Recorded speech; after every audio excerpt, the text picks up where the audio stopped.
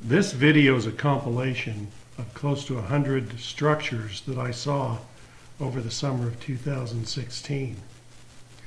The structure here is a teepee structure right off of a major trail.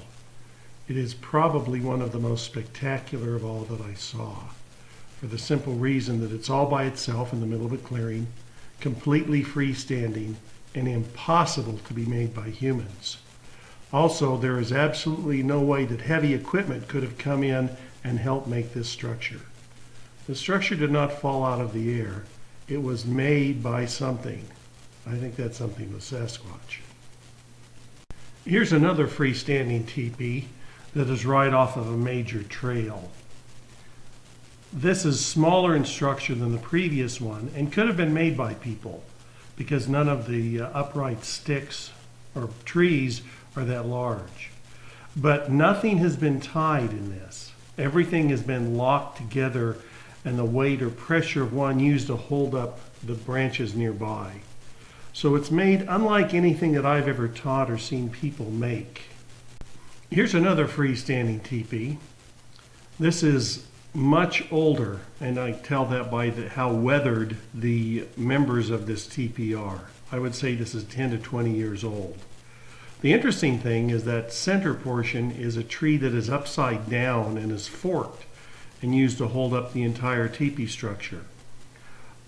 This is also off a trail that's very seldom used and may very well not have been seen by anybody but some deer hunters over the last several years. This is a smaller structure, all based around a standing tree. I would guess this may be something made by some juvenile Sasquatches to copy the adults.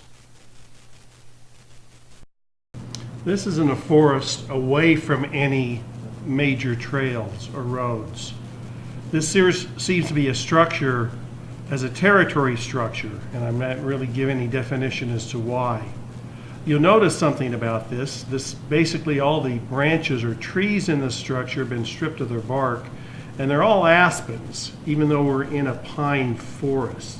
Here's another structure, a little simpler in construction, but most of the bark has also been peeled away, and I believe they are all aspens in this case.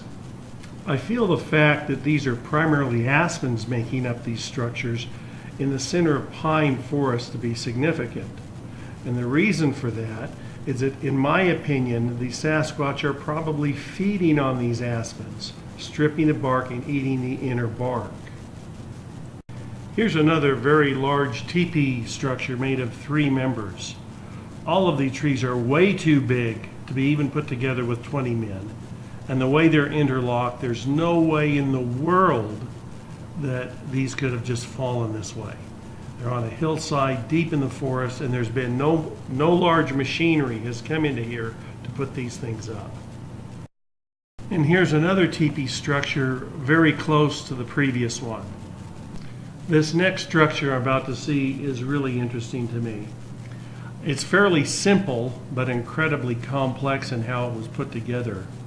And I came into this section on July 29th of last year, and this structure was not there. When I returned on August 3rd, this structure appeared.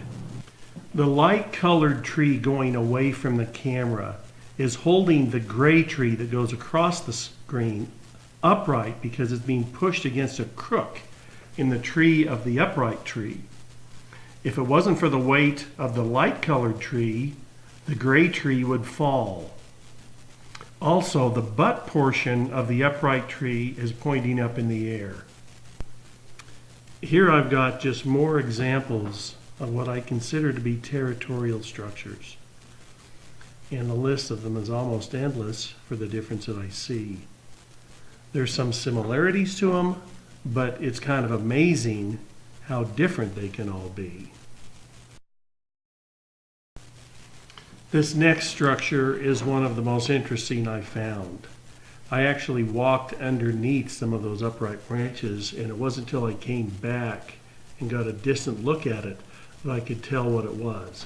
That's approximately 15 or so trees that are 50 to 60 feet long leaning up in a teepee. And this begins what I consider structures for structure's sake. But in my opinion, these aren't territorial structures. For the most part, these are aspens that have been stripped of the bark, leaned up against pines in the pine forests, and in my opinion have been used to be fed upon. I literally found thousands of these trees leaned up like this in various forms and various structures all over.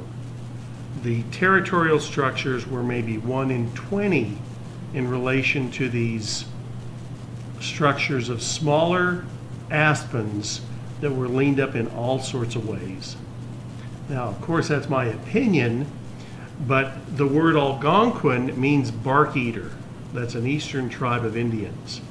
And it's been well known for years that there are numerous types of trees where the bark is edible, and aspen is one of those trees. White pine's another, poplars are another, birches apparently are another.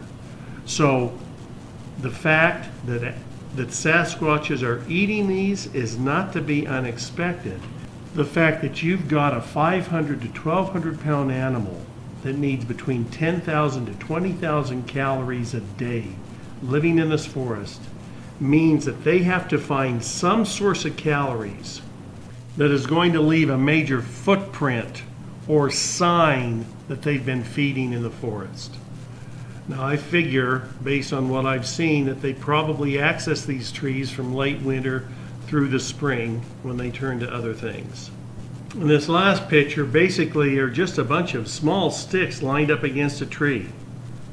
Does it have any real meaning? I think it's probably a young Sasquatch just mimicking what it's been seeing, but who knows, that's just my opinion. I hope this has been interesting.